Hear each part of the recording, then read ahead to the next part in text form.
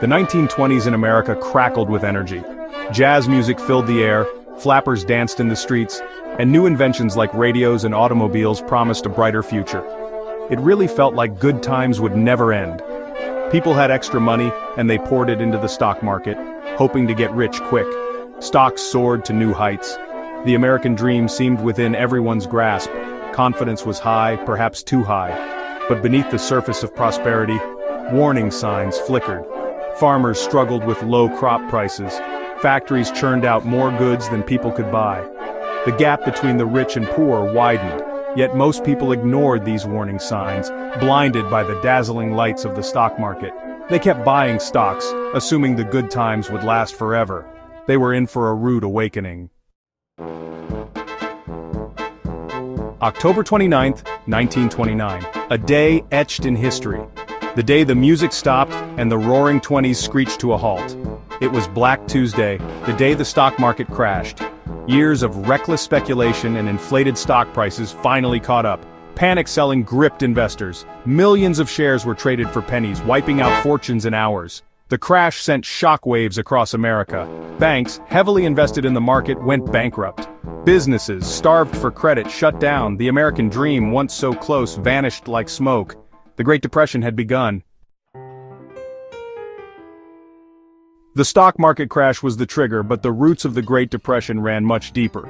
Overproduction was rampant. Factories, humming with efficiency, had produced more goods than the market could bear. Farmers using new technologies grew more crops than they could sell. This surplus drove down prices and profits. Adding to the instability were risky loans. Banks, eager to cash in on the booming economy, had handed out loans with little regard for the borrower's ability to repay. When the economy soured, defaults skyrocketed, crippling the financial system. The gap between the rich and everyone else had reached a chasm. The wealthy held a disproportionate share of the nation's wealth, leaving the majority with little cushion to weather the economic storm.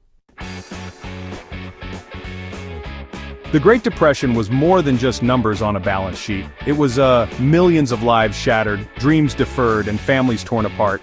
Unemployment soared to 25%. Lines for bread in soup kitchens, stretched for blocks. People lost their homes, their savings, and honestly their dignity. The Dust Bowl, which was a man-made ecological disaster, just added to the misery. Years of unsustainable farming practices turned fertile land into a dust bowl, forcing farmers to abandon their homes and head west in search of work. The Okies, as they became known, became symbols of the Depression's human toll. The Great Depression was not just an American tragedy, it was a global crisis. The interconnectedness of the global economy meant that America's financial woes quickly spread across the Atlantic. European nations, already struggling to recover from World War I, were hit hard. International trade plummeted, unemployment soared, political instability grew, setting the stage for the rise of extremist movements in Europe and Asia.